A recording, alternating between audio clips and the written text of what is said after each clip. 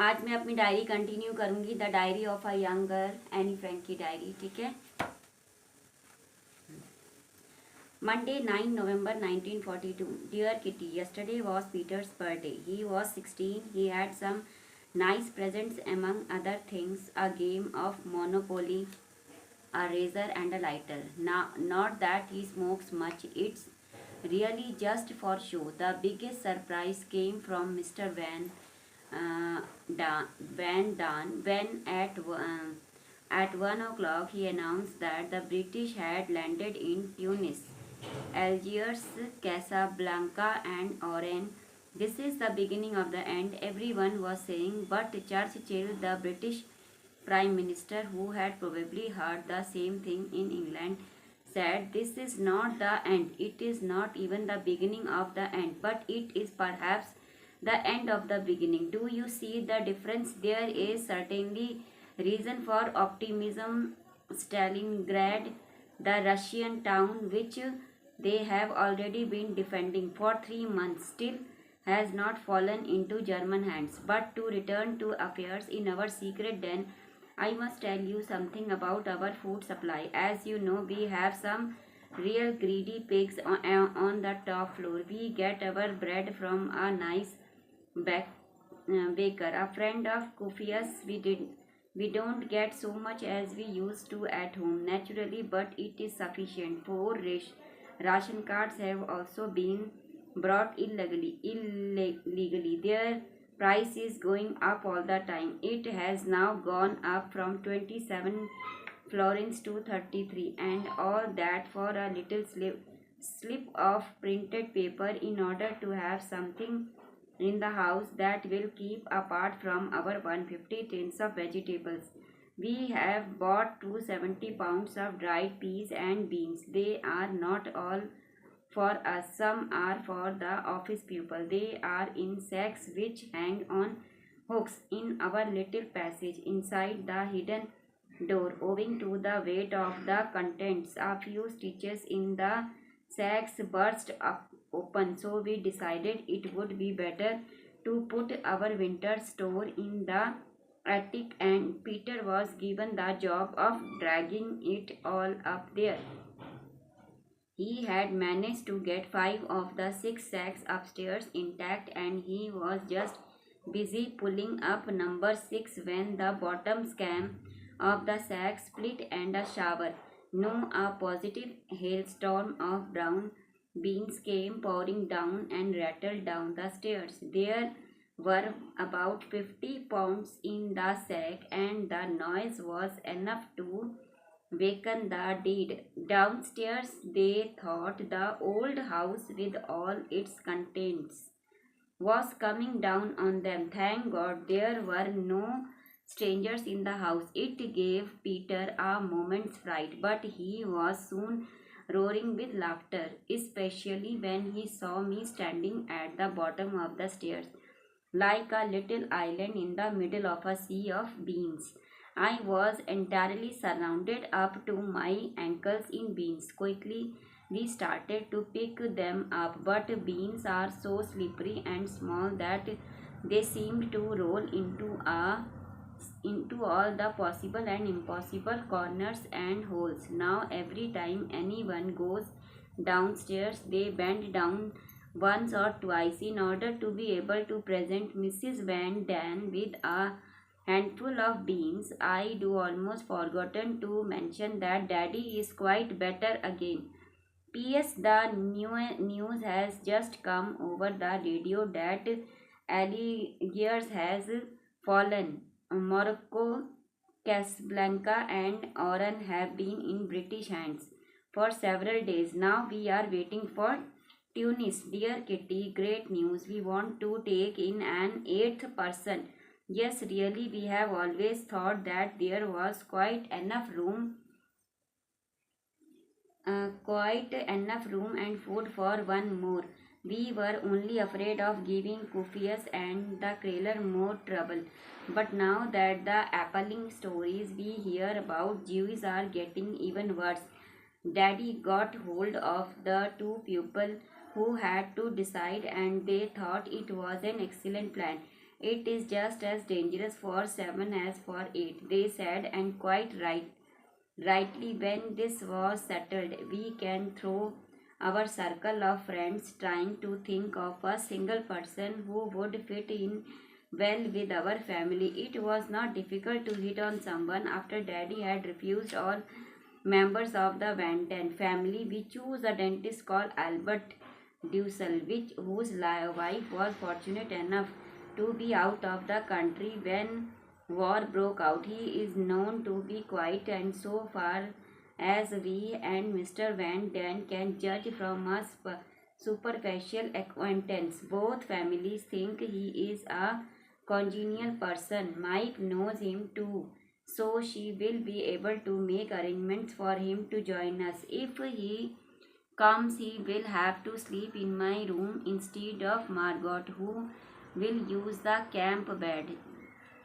Thursday, 12 November 1942. Dear Kitty, Dussel was awfully pleased when Mike told him that she had got a hiding place for him. She urged him to come as soon as possible, preferably Saturday. He thought that this was rather doubtful since he had to bring his card index up to date first, see to a couple of patients, and settle his accounts. Mike came to us with this news this morning. We thought it was unwise of him to put it off. All these preparations entail explanations to a number of people whom we would rather keep out of it.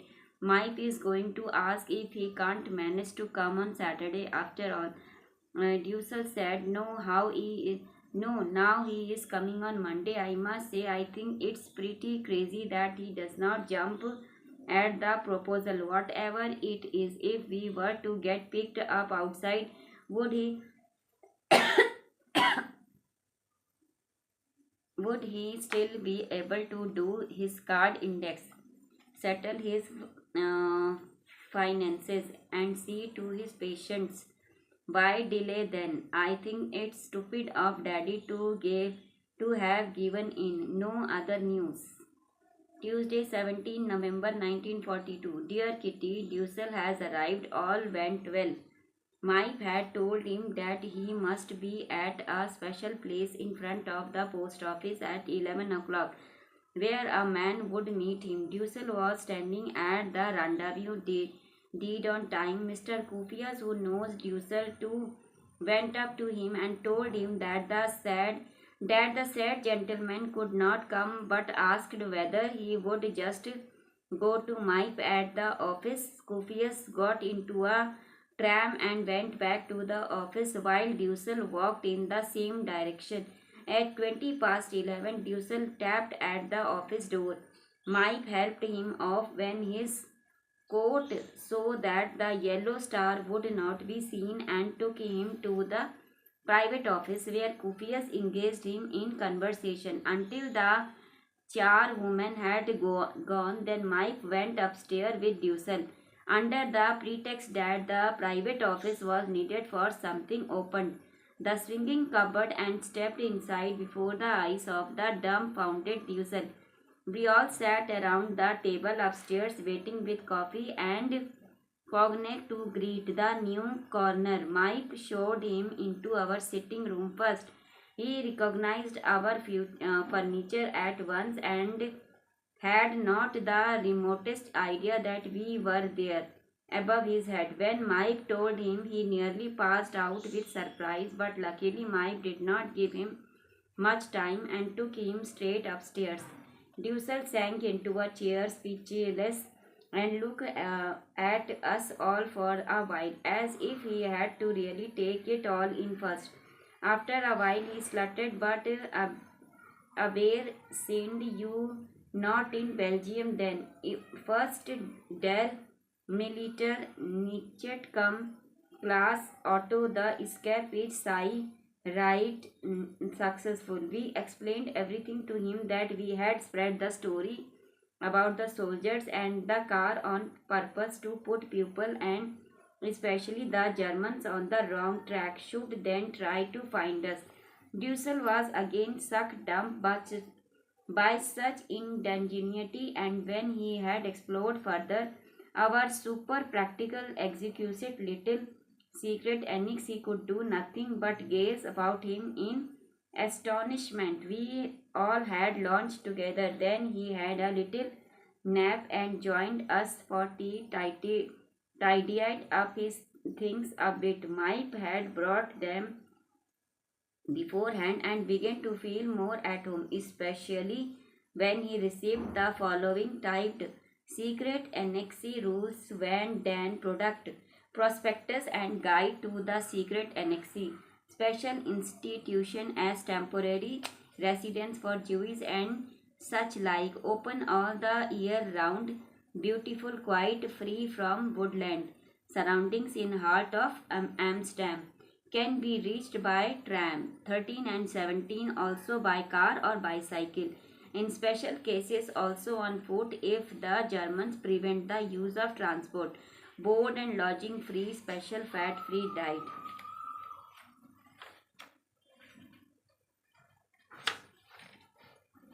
Running water in the bathroom, alas, no bath and down, various inside and outside wall.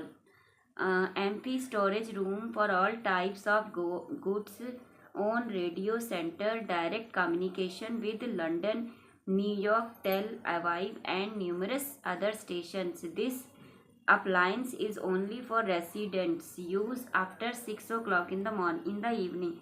No stations are forbidden on the understanding that German stations are only listened to in special cases such as classical music and the like.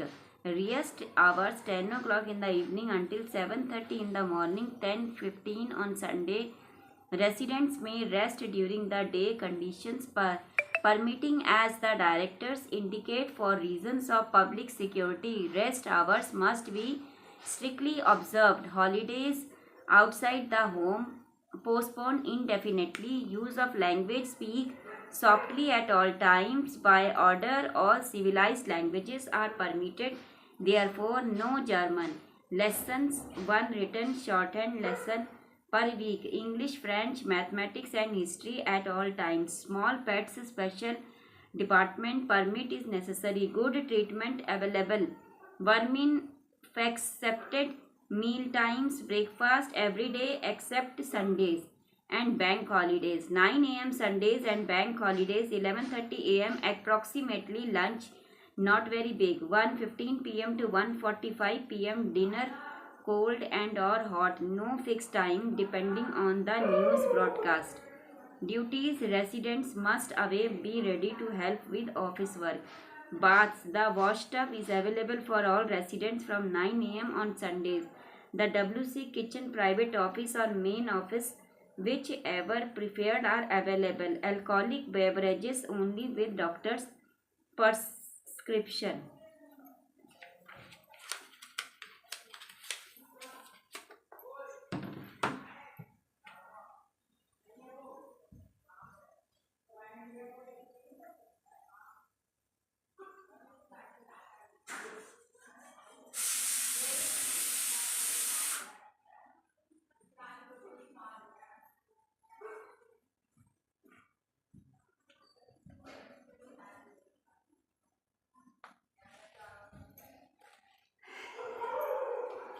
आगे पढ़ेंगे हम, continue करेंगे. आज मेरा camera साफ है. कल मेरा कैमरा बहुत गंदा था.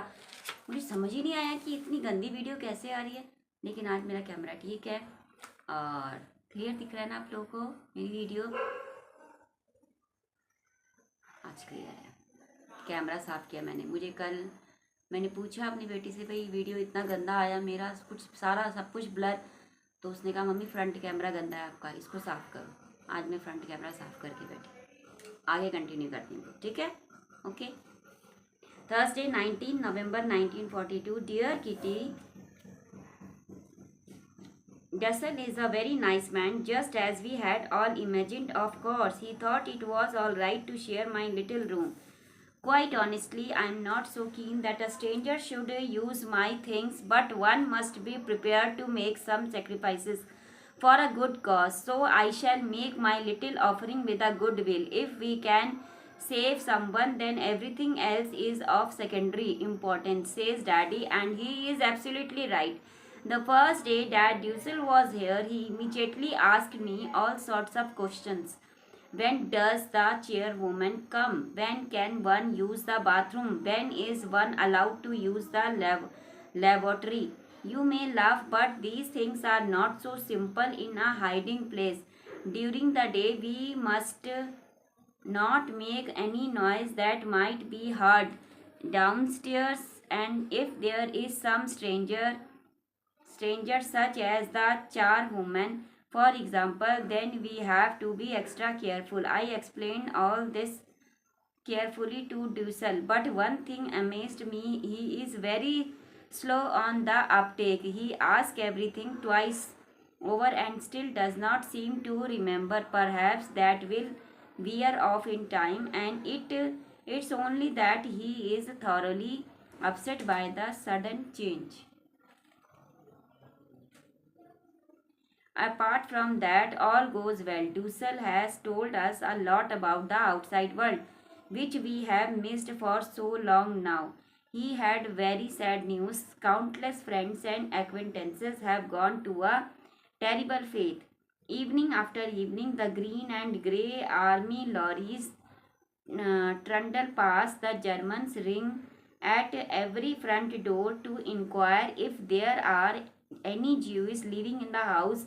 If there are, then the whole family has to go at once. If they don't find any, they go into the next house. No one has a chance of evading them unless one goes into hiding. Often they go around with list and only ring when they know they can get a good haul. Sometimes they let them off for cash, so much per head it seems like the slave hunts of olden times, but it's certainly no joke. It's much too tragic for that. In the evenings when it's dark, I often see rows of good innocent people, accompanied by crying children, walking on and on, in charge of a couple of these chaps, bullied and knocked about until they almost drop. No one is spared. Old people, babies, expectant mothers drop. No one is spared.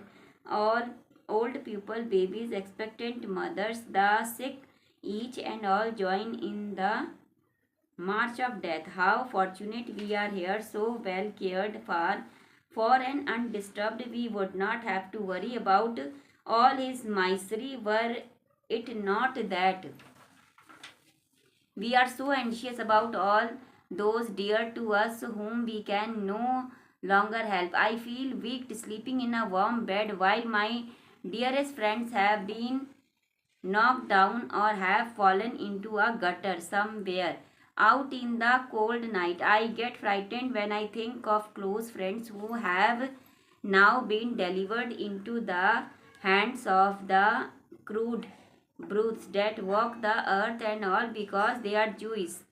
Friday, 20th November 1942. Dear Kitty, none of us really knows how to take it all. The news about the Jews had not really penetrated through to us until now, and we thought it best to remain as cheerful as possible. Every now and then, when Mipe lets out someone about what has happened to a friend, Mummy and Mrs. Van Dan always begin to cry. So Meep thinks it better not to tell us any more. But Dussel was immediately piled with questions from all sides, and the stories he told us were so gruesome and dreadful that one can't get them out of one's mind. Yet we shall still have our jokes and tease each other. When these horrors have faded a bit in our minds, it won't do us any good or help those outside to go on being as gloomy as we are at the moment. And what would be the object of making our secret annex into a secret annex of? Must I keep thinking about those other people whatever I am doing? And if I want to laugh about something, should I stop myself quickly and feel ashamed that I am cheerful. Out I then to cry the whole day long. Know that I can't do besides in time. This gloom will wear off. Added to this misery, there is another but of a purely personal kind, and it pales into insignificance beside all the wretched ducks I have just told you about. Still, I can't refrain about from telling you that lately I have begun to feel deserted. I am surrounded by too great avoid. I never used to feel like this. My fun and amusements and my girlfriends completely filled my thoughts. Now I either think about unhappy things or about myself and all. And at long last, I have made the discovery that Daddy, although he is such a darling, still cannot take the place of my entire little world of days. But why do I bother you with such foolish things? I am very ungrateful, Kitty. I know that, but it often makes my head swim if I am jumped upon too much, and then on top of that have to think about all those other miseries. Saturday, 28th November 1942. Dear Kitty, we have used too much electricity, more than our ration. Result, the utmost economy and the prospect of having it cut off, no light for a fortnight.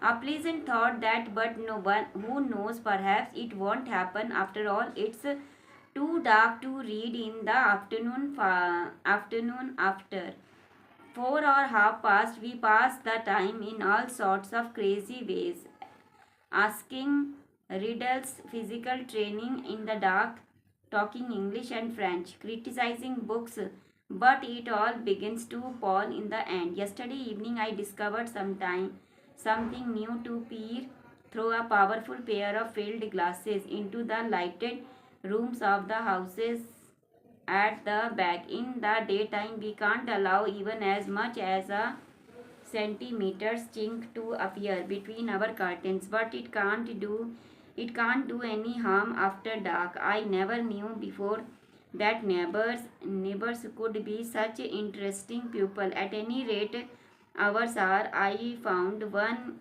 couple having a meal. One family was in the act of taking a home movie, and the dentist opposite was just attending to an old lady who was awfully scared. It was always said about Mr. Dussel that he could get on wonderfully with children and that he loved them all. Now he shows himself in his true colors, a stodgy, old-fashioned disciplinarian and preacher of long drawn-out sermons or manners. As I have the unusual good fortune to share my bedroom, alas, a small one, with his lordship, and as I am generally considered to be the most badly behaved of the three young people, I have a lot to put up with and have to pretend to be deep in order to escape. The old much repeated and warnings, all this would not be too bad if he was not such a frightened sneak, and he did not pick on mummy of all people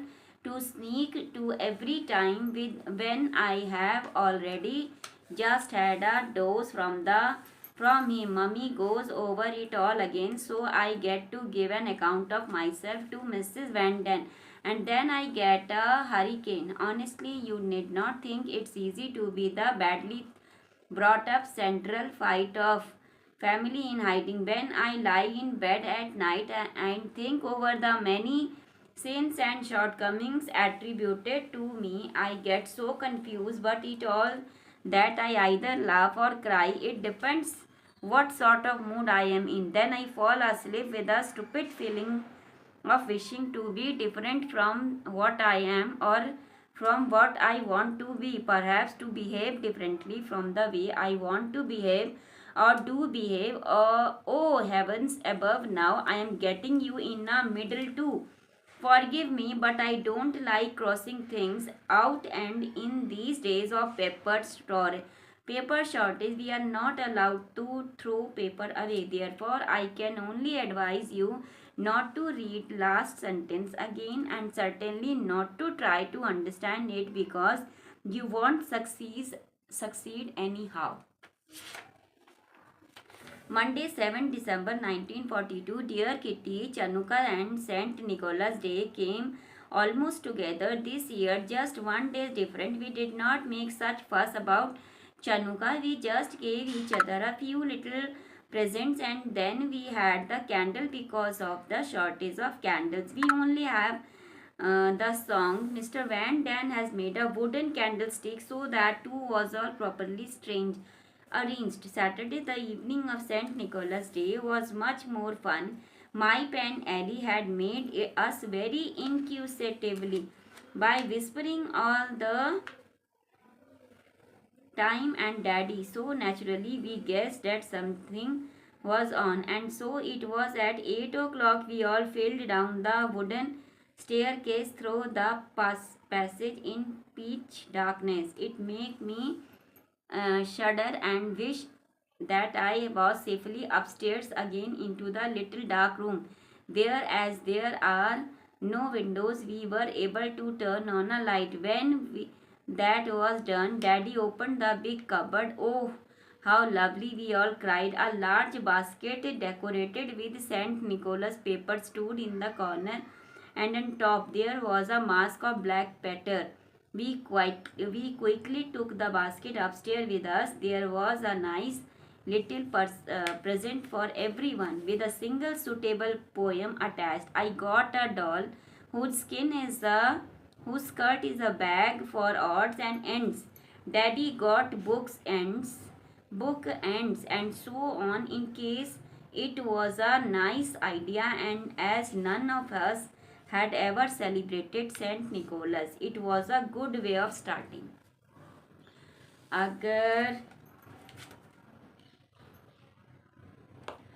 अगर आपको मेरी reading अच्छी लगती है तो मेरे channel को like करें, सब्सक्राइब करें, और फिर मिलते हैं कल फिर एक नए पेज के साथ। मतलब मैं एनी फ्रैंक का एक नया पेज पढ़ूंगी आप सबके सामने। तो कल फिर मिलेंगे। आज के लिए बाय बाय।